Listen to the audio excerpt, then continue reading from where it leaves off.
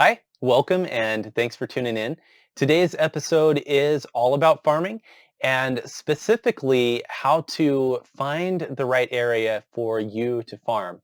So, if you're an agent who already has an established farm that you're working consistently, or if you're just not interested in farming at all and you're not interested in adding any new farming territory, this might be a pretty boring video for you. But if you have not been farming and you want to get started, or if you have been farming pretty consistently and you're looking for a good area to expand into, then there might be some value in here for you. Hopefully you will find some benefit. So just a quick overview of what we'll cover in this video. The first section is going to be the metrics and statistics to look at and consider when evaluating potential farm areas. Things like turnover and average sale price, absentee ratio.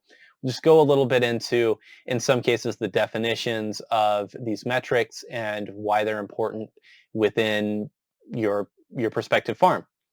Next, we'll look at what type of area to look for and whether it's best to look for a farm based on a property tract or what's called an EDDM route. And we'll take a look at what EDDM is, how it works, and what some of the pros and cons are.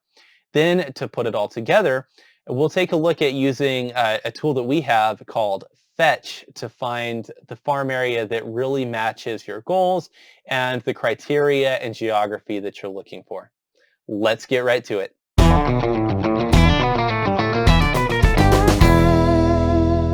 Finding a good farm isn't all about the numbers. There are a lot of factors to consider. You want it to be in a good area that's going to be convenient for you to get to, not only for marketing to the farm, but especially as you begin taking listings in the area.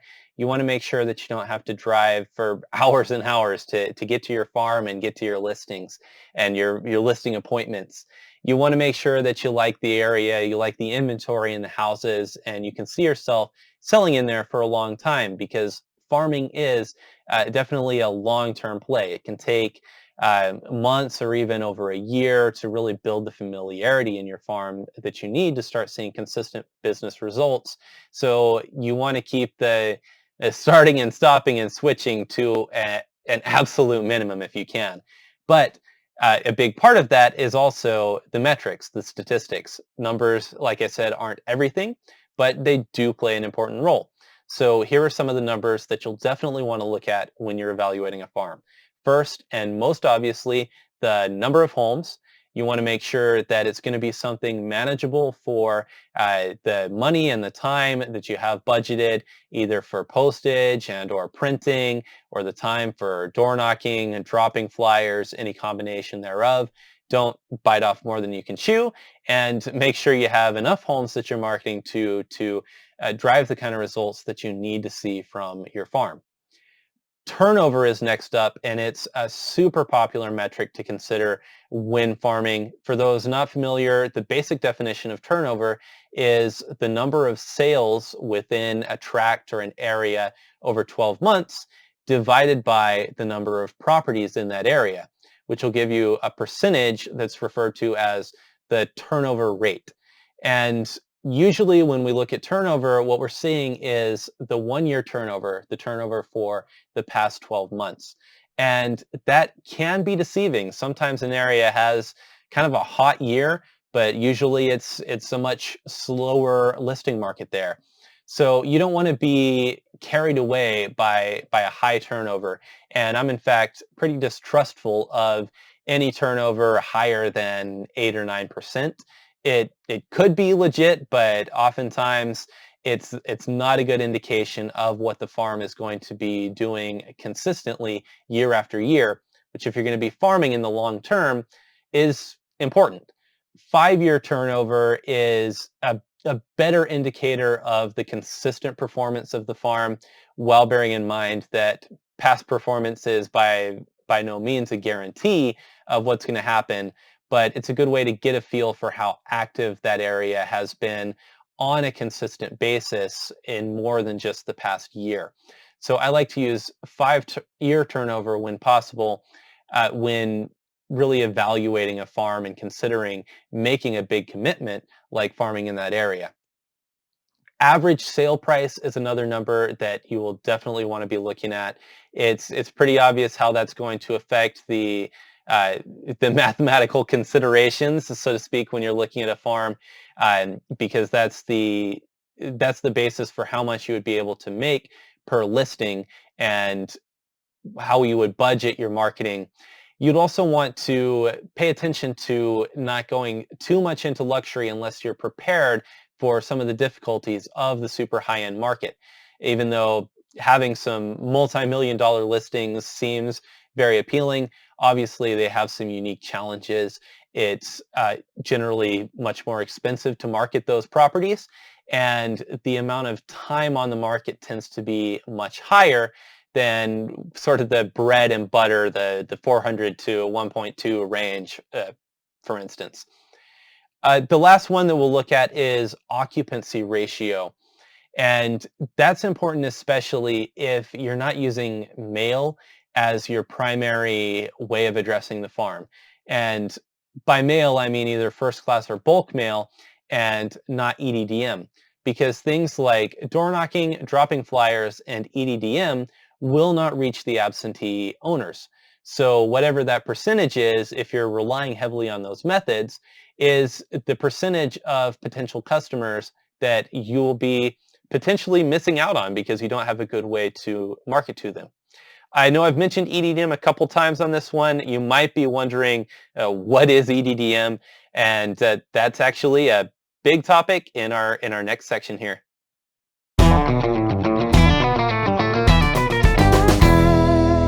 In addition to the statistics and, of course, the intangibles, you'll also want to look at what type of geography you want to be looking at for your prospective farms.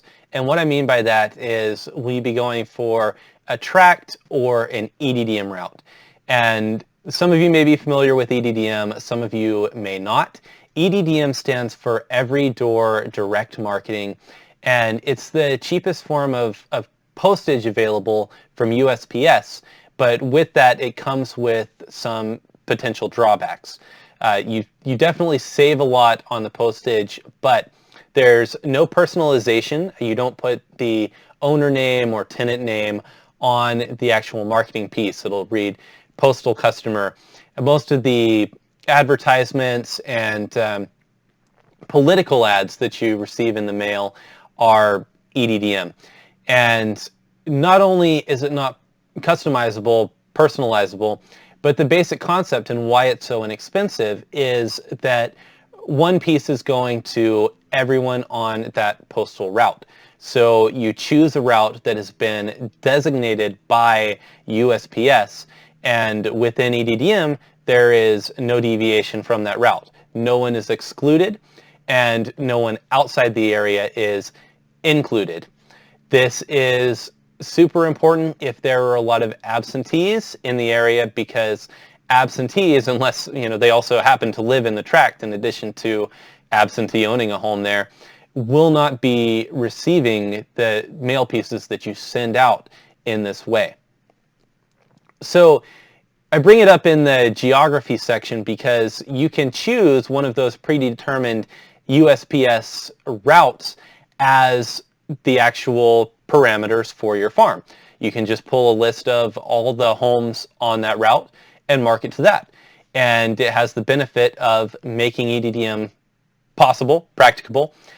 Even if you don't plan to use it a lot or even at all right off the bat, if you choose an EDDM route as the basis for your farm, you have that option available to you down the road, versus if you choose a tract and then decide that you want to try EDDM, you might find that you would need to send EDDM pieces to 2 or 3 or even 4 different routes, and have thousands of homes more than you need or want to just to reach everyone in your farm.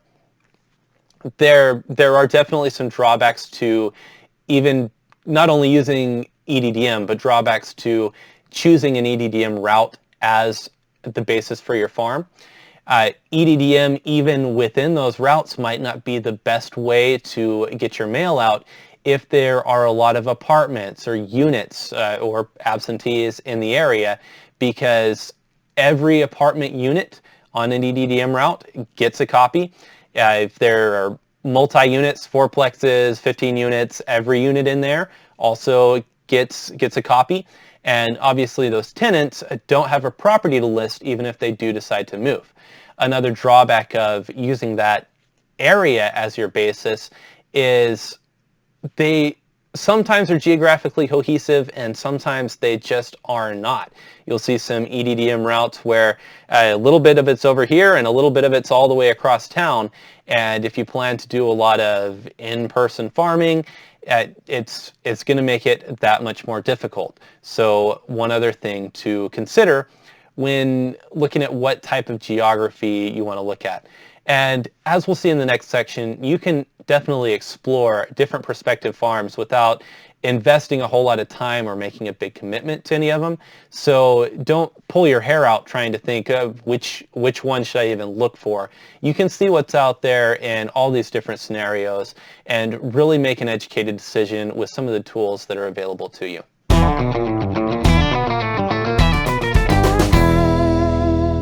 So maybe you've done some calculations, some thinking, some soul searching even, and you know what general area you want to farm in. You know what type of farm, a tractor, EDDM route that you want to look for, and you know specifically what ranges of statistics and metrics, what numbers you'd like to see in the area. So what next? How do you put it all together and look for a farm that's the right fit for what you're looking for? And we've got a great tool for you to use here. It's called Fetch by WFG, aka Title Toolbox. And it's a great tool, not just for this, but also for net sheets, property profiles, and finding opportunities within your existing farms. But for finding your ideal farm, it is a dream. There's a section of the site called Statistics, and you just go there, go to Area Search, you punch in the cities or the zip codes that you want to farm in, what type of farm you're looking for, and then there's a whole column of input fields where you can put in the ranges of the different metrics and statistics that you want to look for. You can say, I don't want anything fewer than 300 homes, anything more than 600 or 650 or whatever the best fit for you is. You can say, don't show me anything with a turnover lower than 4% or higher than 9%. Nothing with an absentee ratio higher than 20 or 30 or 35%. Whatever you're looking for, you can type it in and then it will search the entire area of the cities or zip codes that you've specified and check each prospective farm in there against those filters that you've put on and only show you the farms that fit the metrics that you've input, sorted by their turnover rate. Then you can dive into each one, look at the homes, look at the map, check the more detailed statistics, and really make a determination about which farm is the best for you. And even from there, go ahead and even pull the full farm and download it, and you're ready to hit the ground running. To get access to Fetch, just head over to willfortitle.com/getfetch if you don't already have a username and password for Title Toolbox. I've got a form there. You can just put in the information that we need to get you up and running, and we'll get that account put together for you just as soon as we can, get you going on your search for your dream farm. One note, if you're going to be using Fetch for finding a carrier route, an EDDM route to market to, you'll see the number of homes in the statistics that it gives you, and that's the number of individual titled parcels in there, condos or SFRs, where the resident would be able to list and sell. And like I've mentioned, those aren't necessarily all of the residences that are on an EDDM route.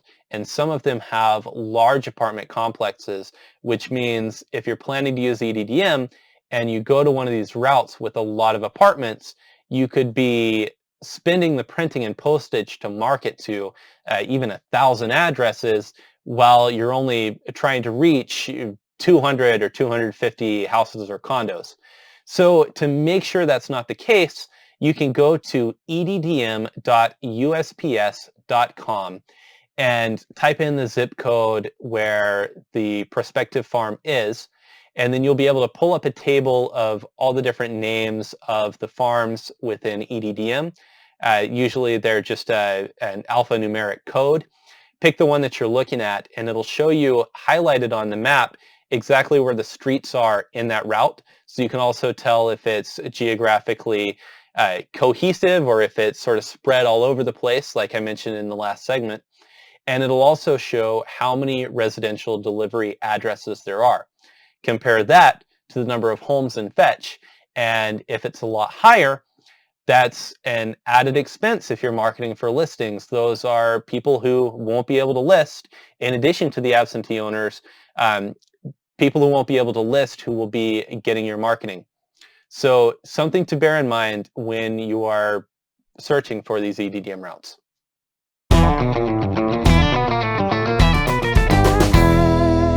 As I'm sure you know, picking the right area to farm is just one aspect of a successful farming business plan.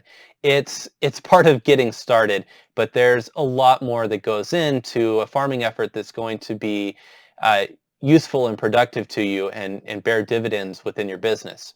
So this definitely won't be my last video on the topic of farming. There's a lot more to come, not only about farming, but also about other title and escrow, things to know about and issues that may come up. So if you'd like to stay tuned, find out more about farming, find out more about what goes on behind the scenes in title transactions and just other real estate and escrow information, go ahead and hit subscribe. We'd love to see you here on the channel next time. And until then, thanks for watching. I hope this has been valuable and helpful for you. I'm Will Gray, and look forward to seeing you next time.